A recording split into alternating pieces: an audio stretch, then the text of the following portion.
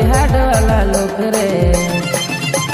South वाला hero लागे सी राजा जी, कमर में बंदूक रखी सी राजा जी।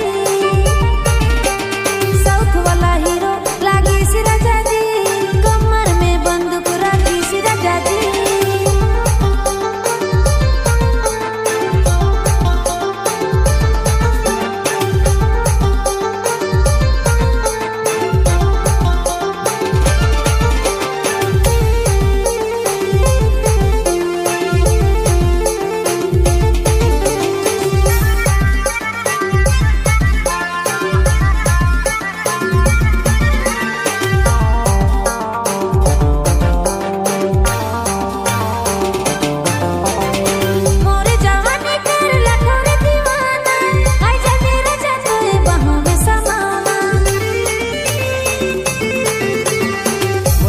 दिल तो के खोना देबे जे बीच में बोले चल जाए गोले रे।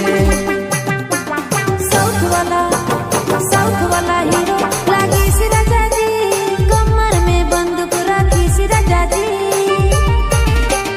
साउथ वाला हीरो लागे सी राजा जी, कमर में बंदूक रखी सी राजा जी।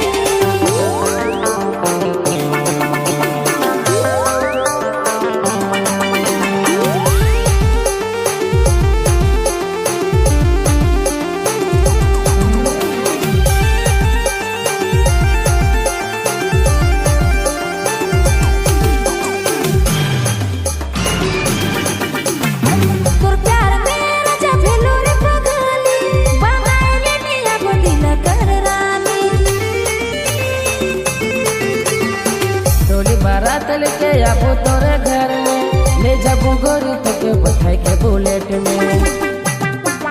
साउथ वाला हीरो लागे सी राजा जी, कमर में बंदूक रखी सी राजा जी। साउथ वाला हीरो लागे सी राजा जी, कमर में बंदूक रखी सी राजा जी। तारा धमकाए के तो करे उठा लो, बंदूक सटाए के रंगदारी दिखा लो। तारा धमकाए के तो करे उठा लो, बंदूक सटाए के रंगदारी दिखा लो। चश्मा पिंध लो गोरी हाड वाला लोग रे। साउथ वाला हीरो